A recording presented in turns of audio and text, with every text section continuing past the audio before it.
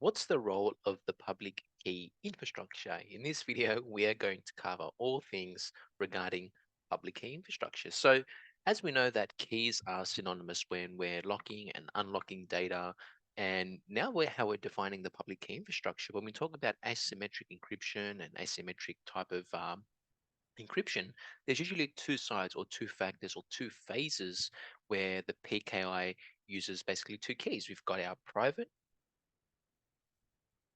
I'm just going to write private and obviously our public. And basically these two keys or the keys in this process sort of give us access to to obviously encrypt the information obviously sent by the computer networks or the systems sending out that information. So when we specifically talk around the public key infrastructure, think of the PKI as a framework. And the framework essentially allows us or the software or the services to provide essentially that confidentiality. Let me just clean that up a little bit. CIA. And we've already discussed what the CIA is in a previous video.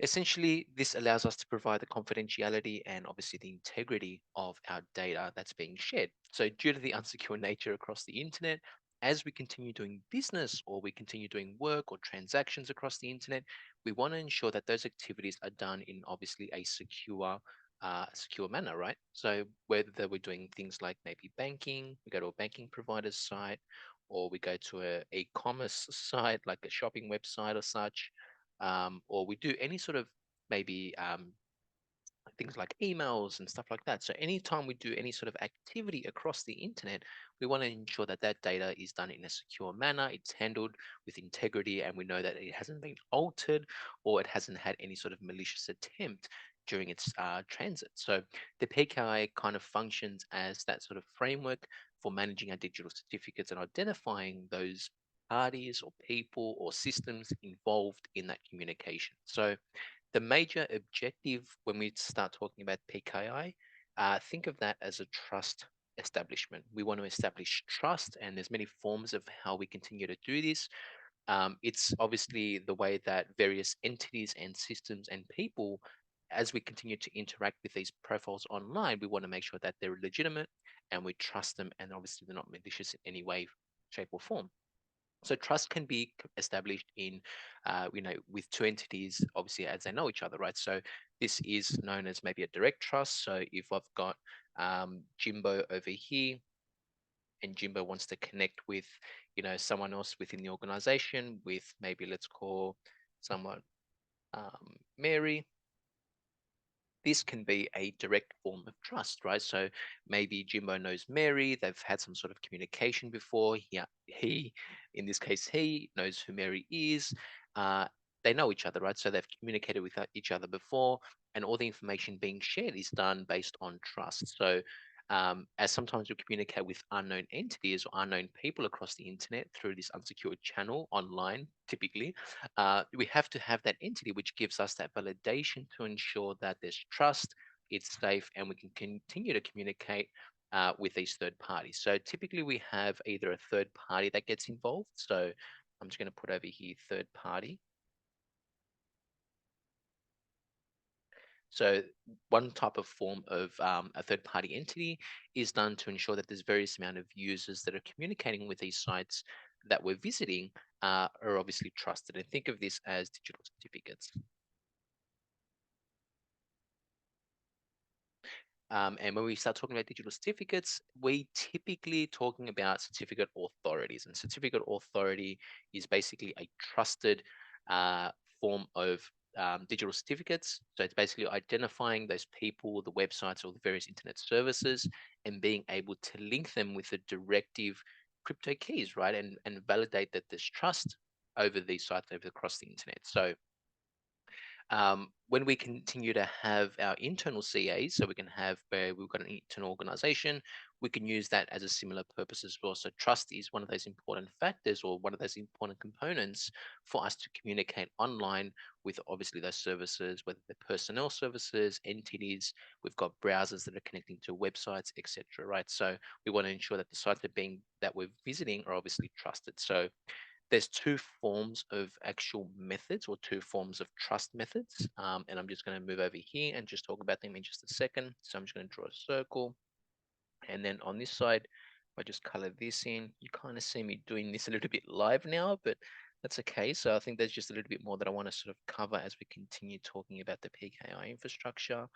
And then on this side, let's do a nice purple color. Okay, almost done.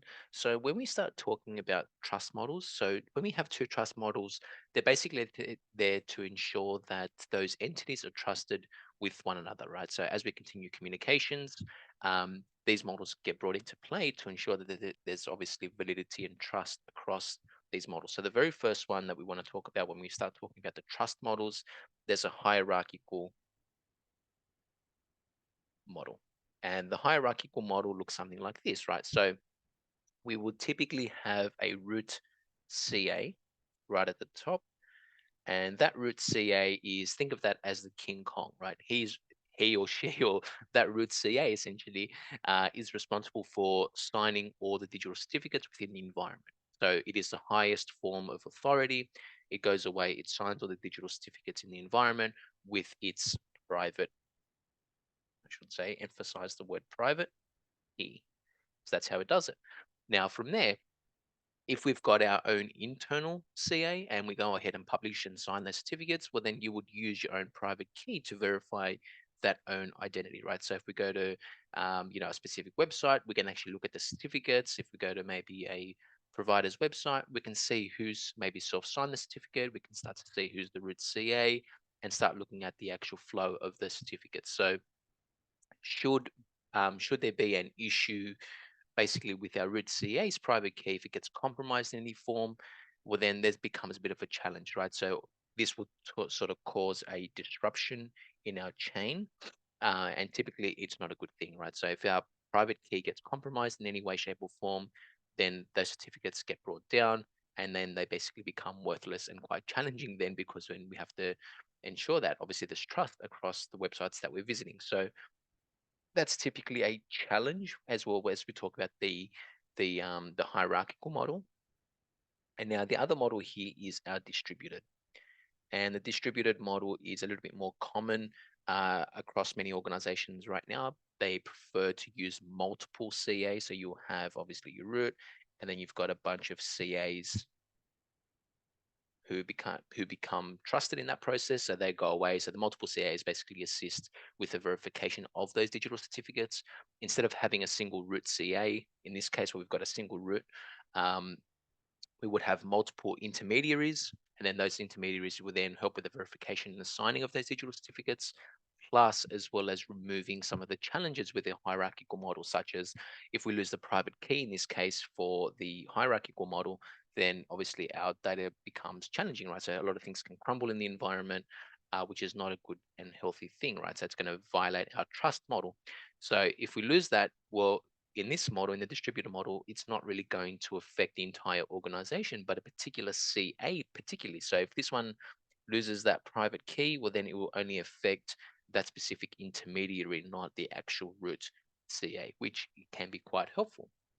Now, the distribution of the workloads obviously help with the verification of those digital certificates we have as well, which is quite a big deal because it obviously establishes trust amongst these intermediaries, which is a much more preferred method. So that's the two differences as we start talking about trust models, the hierarchical model and our distributed model. So each of those have their own, obviously, pros and cons depending on the appetite of the environment.